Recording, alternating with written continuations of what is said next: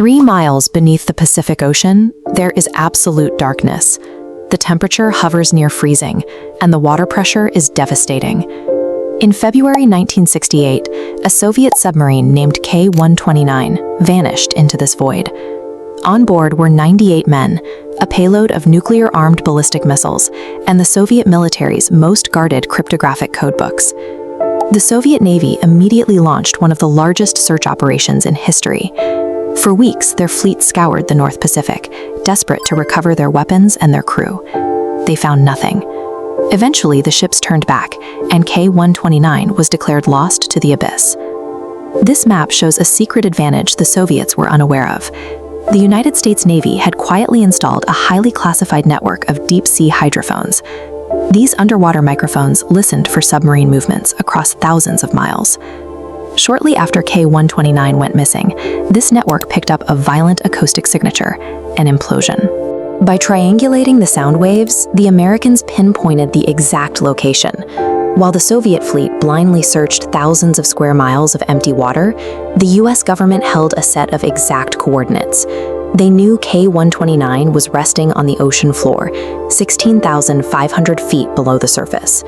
Secret signals and silent listening networks transformed the dark expanse of the North Pacific into an active, invisible battle space, shifting the global balance of power from miles beneath the waves.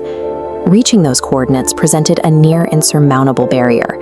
At 3 miles deep, the water pressure exceeds 7,000 pounds per square inch. At the time, no human descended that far without a specially engineered tiny spherical vessel. Lifting thousands of tons from that depth was considered physically impossible. Yet the potential intelligence sitting in the freezing darkness was staggering. Recovering the cryptographic equipment inside K-129 would allow the United States to decrypt years of secure Soviet communications. The torpedo systems and warhead designs promised to reveal the true state of Soviet nuclear technology. CIA Director Richard Helms understood the value of the wreck. He immediately took the discovery up the chain of command, presenting the opportunity directly to the Oval Office.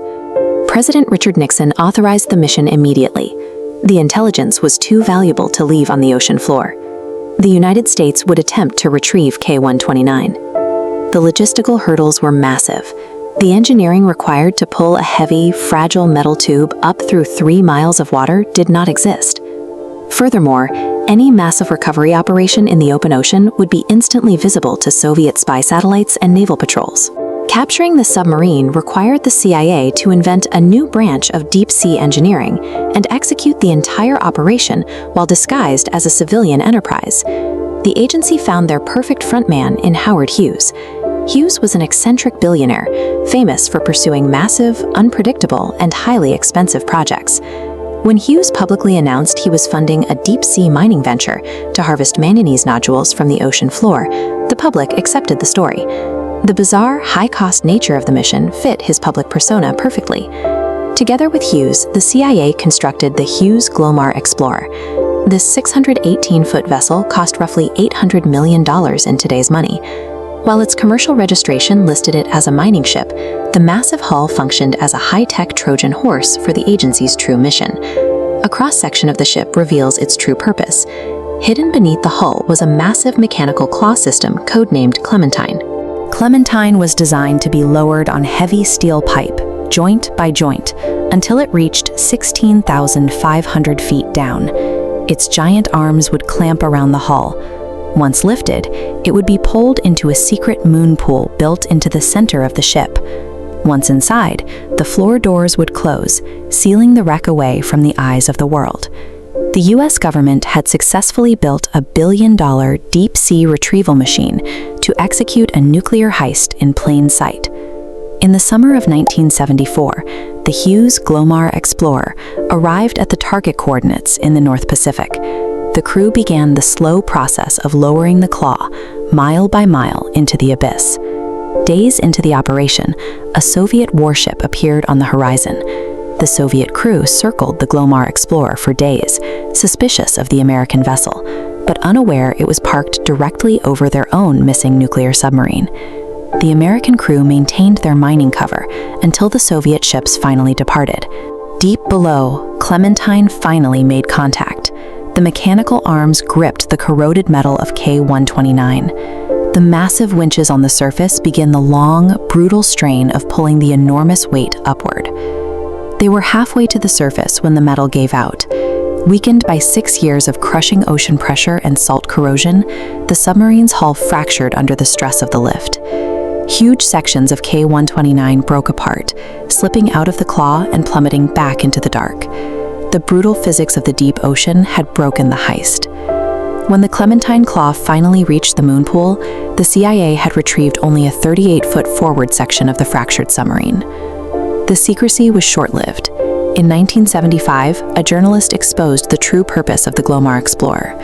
The Soviet Union reacted with fury to the deception, creating an immediate international incident and forcing the CIA to officially end Project Azorian. Faced with public exposure, the CIA acknowledged certain facts. They admitted to recovering the bodies of 6 Soviet sailors in that 38-foot section, who were given a formal burial at sea. But the focus quickly turned to the hardware. Did the CIA recover the 2 nuclear torpedoes? Did they pull up the ballistic warheads? Did they secure the master codebooks? The official government narrative insists that high-value intelligence was lost when the hull broke apart. Yet, 50 years later, the internal CIA files detailing Project Azorian remain heavily classified. Entire pages are buried under thick black redaction blocks. Like the shattered hull of K-129 itself, the public has only ever been allowed to see a small, carefully managed fragment of the truth. The physical reality remains. The majority of K-129 is still down there. The remains of 92 men, alongside radioactive nuclear materials, are resting in the exact spot they fell. No secondary recovery mission has ever been attempted. The capabilities demonstrated in the 1970s reveal a startling degree of institutional power. In 1968, the CIA already possessed an underwater acoustic network capable of finding a single implosion in the vastness of the Pacific. By 1974, they had successfully engineered the mechanics to lift thousands of tons from a depth of 3 miles. That was half a century ago. If those capabilities existed 50 years ago, the scale of modern classified operations remains a mystery. One must consider what other wrecked ships, crashed aircraft, or classified weapons have been quietly pulled from the dark over the last 5 decades. Project Azorian reveals the true nature of the abyss.